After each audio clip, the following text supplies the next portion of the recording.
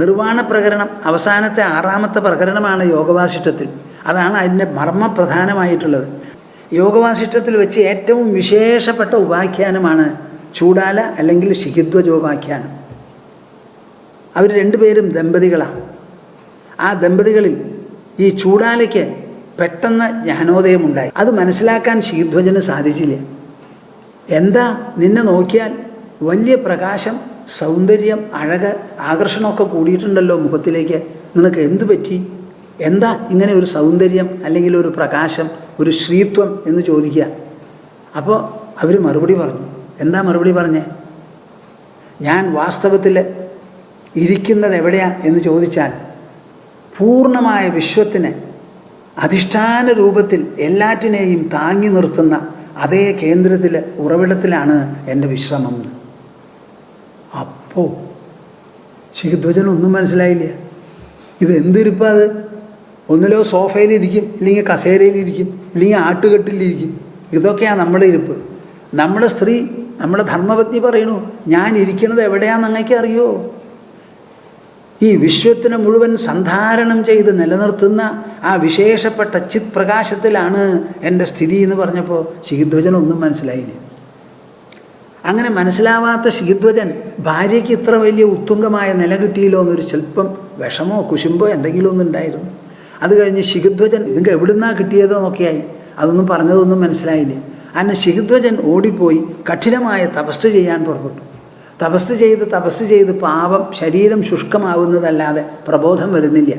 ആ ശിഖിധ്വജനെ ഉദ്ബുദ്ധനാക്കാൻ വേണ്ടി ഈ ചൂടാല ഒരു വേഷം മാറി ചെന്ന് ആ ശിഖിധ്വജനോട് പലതരത്തിലുള്ള സംവാദങ്ങളും നടത്തി അതിന് ഒരുവിധം അവസാനം ഒന്ന് ഉദ്ബുദ്ധമാക്കിയതാണ്.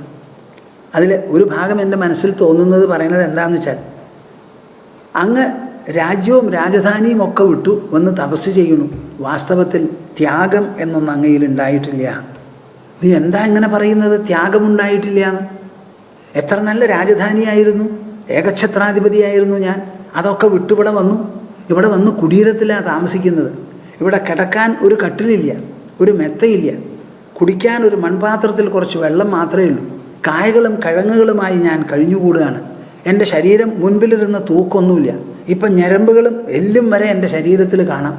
ഇനി ഇതിലധികം എന്താണ് ത്യജിക്കാനുള്ളത്? ഇത് ത്യാഗമല്ല പൊന്നു രാജാവേ, ഇത് ത്യാഗമല്ല, ഇത് അഭിനയമാനായി. അപ്പോൾ ഇതല്ല ത്യാഗം എന്നുണ്ടെങ്കിൽ പിന്നെ എന്താ ത്യാഗം? ഈ കുടീരമാണോ ഇനി എൻ്റെ എന്ന് പറയുന്നത്? ഞാൻ കുടീരത്തിനെ വിട്ടുകളയാമെന്ന് പറഞ്ഞു. അതും ത്യാഗമായില്ല. ഈ ആസനത്തിനെയും വിടാം, ജലപാത്രത്തിനെയും വിടാം, ദണ്ഡത്തിനെയും വിടാം.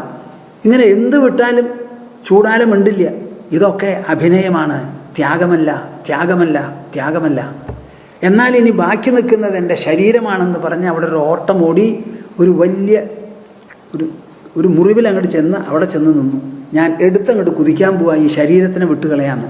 അപ്പം കൈ കടന്ന് പിടിച്ചു പറഞ്ഞു, ഇതും അഭിനയമേ ആവുള്ളൂ.